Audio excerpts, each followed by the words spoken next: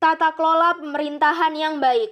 Pengertiannya, menurut World Bank, good governance adalah suatu penyelenggaraan manajemen pembangunan yang solid dan bertanggung jawab, yang sejalan dengan prinsip demokrasi dengan pasar yang efisien, penghindaran salah alokasi dana investasi, dan pencegahan korupsi, baik secara politik maupun administratif, menjalankan disiplin anggaran, serta penciptaan legal and political framework bagi tumbuhnya aktivitas usaha.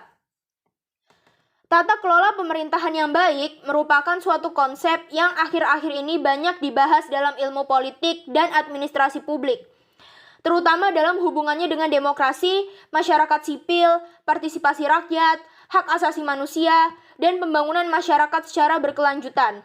Dalam tata kelola pemerintahan yang baik, terdapat 3 unsur pokok yang bersifat sinergis.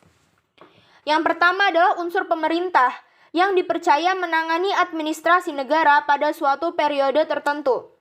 Lalu yang kedua, unsur swasta atau wirausaha yang bergerak dalam pelayanan publik. Yang ketiga adalah unsur warga masyarakat. Menurut Laude Ida, tata kelola pemerintahan yang baik memiliki sejumlah ciri dan karakteristik. Seperti yang pertama, terwujudnya interaksi yang baik antara pemerintah, swasta, dan masyarakat, terutama bekerja sama dalam pengaturan kehidupan sosial politik dan sosioekonomi. Lalu yang kedua, komunikasi. Adanya jaringan multisistem antara pemerintah, swasta, dan masyarakat yang melakukan sinergi untuk menghasilkan output yang berkualitas. Lalu yang ketiga adalah proses penguatan diri sendiri, self-enforcing process. Ada upaya untuk mendirikan pemerintah dalam mengatasi kekacauan dalam kondisi lingkungan dan dinamika masyarakat yang tinggi. Lalu yang keempat, keseimbangan kekuatan. Dalam rangka mewujudkan pembangunan yang berkelanjutan, ketiga elemen yang ada menciptakan dinamika, kesatuan dalam tas, harmoni, dan kerjasama. Lalu yang terakhir ada independensi, yakni menciptakan saling ketergantungan yang dinamis antara pemerintah, swasta, dan masyarakat melalui koordinasi dan fasilitasi.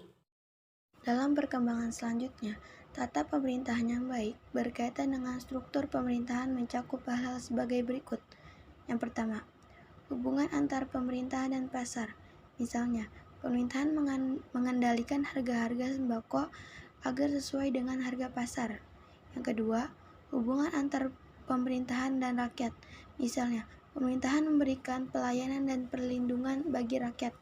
Yang ketiga, hubungan antar pemerintahan dan organisasi kemasyarakatan. Misalnya, pemerintahan memberikan kesempatan kepada organisasi kemasyarakatan untuk berpartisipasi dalam pembangunan. Yang keempat, hubungan antara pejabat-pejabat yang dipilih, politisi, dan pejabat-pejabat yang diangkat, pejabat birokrat. Misalnya, mengadakan pertemuan atau rembuk antara tokoh masyarakat, pejabat, birokrat, atau politisi. Yang kelima, hubungan antara lembaga pemerintahan daerah, perkotaan, dan pedesaan. Misalnya memberikan izin bertempat tinggal penduduk pedesaan yang bekerja di perkotaan. Yang keenam, hubungan antara legislatif dan eksekutif dalam membahas rancangan undang-undang atau RUU. Cara mengimplementasikan tata kelola pemerintahan yang baik diperlukan beberapa syarat, yaitu sebagai berikut. Yang pertama, mewujudkan efisiensi dalam manajemen pada sektor publik, antara lain dengan memperkenalkan teknik-teknik manajemen perusahaan di lingkungan administrasi pemerintahan negara. Yang kedua, terwujudnya akuntabilitas publik. Sesuatu yang dilakukan oleh pemerintahan harus dapat dipertanggungjawabkan kepada masyarakat. Yang ketiga, tersedianya perangkat hukum yang memadai berupa peraturan perundang-undangan yang mendukung terselenggaranya sistem pemerintahan yang baik. Yang keempat, adanya sistem informasi yang menjamin akses masyarakat terhadap berbagai kebijakan atau informasi yang bersumber baik dan pemerintahan maupun dari elemen swasta serta LSM. Yang kelima, adanya transparansi dalam perbuatan kebijakan dan implementasinya. Salah satu wujud tata pemerintahan yang baik yaitu adanya citra pemerintahan yang demokratis. Pemerintahan yang demokratis merupakan landasan terciptanya tata pemerintahan yang baik. Partisipasi politik adalah kegiatan yang dilakukan oleh warga negara, baik secara individu maupun kolektif, atas dasar keinginan sendiri maupun dorongan dari pihak lain, yang tujuannya untuk memengaruhi keputusan politik yang akan diambil oleh pemerintah, agar keputusan tersebut menguntungkannya. Suatu komunitas masyarakat dapat disebut masyarakat politik jika masyarakat tersebut telah memiliki ciri-ciri sebagai berikut. 1. Selalu ada kelompok yang memerintah dan diperintah. 2. Memiliki lembaga-lembaga yang menyelenggarakan pemerintahan. 3. Dapat menerima perbedaan pendapat. 4. Memiliki kesadaran untuk berpartisipasi dalam kegiatan perumusan penentuan kebijakan negara, mengawasi dan mendukung pelaksanaan kebijakan tersebut dalam berbagai bidang kehidupan. 5. Menjunjung tinggi demokrasi, hak asasi manusia. 6. Memiliki wawasan kebangsaan, sikap dan perilaku yang mencerminkan cinta tanah air. Berdasarkan karakteristiknya, masyarakat politik berkedudukan sebagai masyarakat yang menjalankan aktivitas yang berkaitan dengan kekuasaan negara.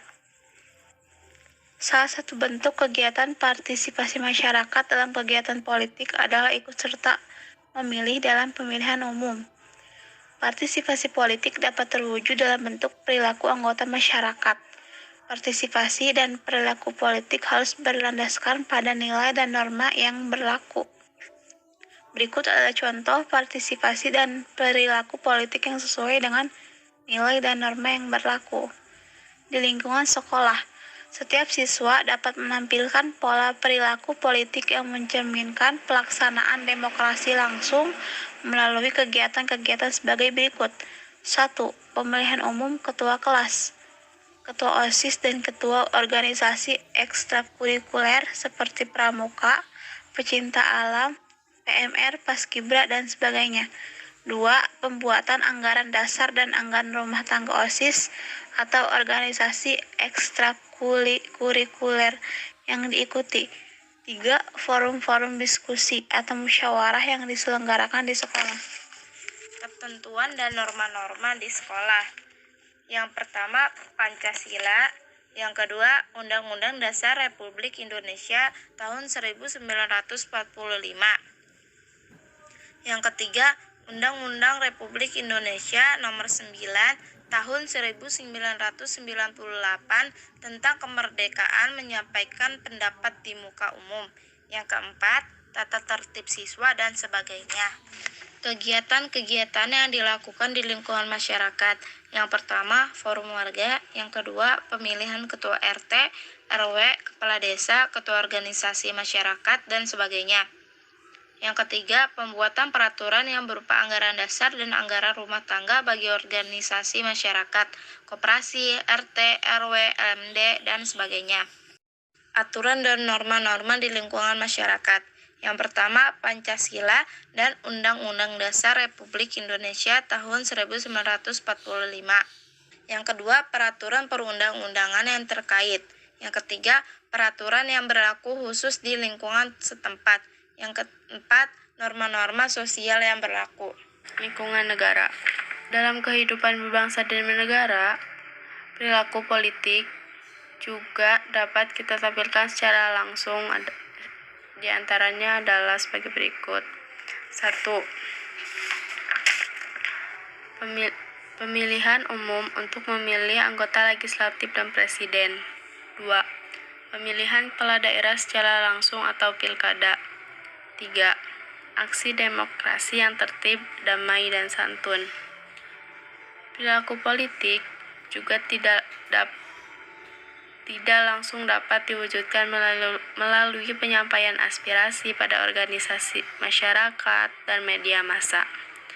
Maka, kita harus menaati ketentuan-ketentuan dan norma-norma sebagai berikut.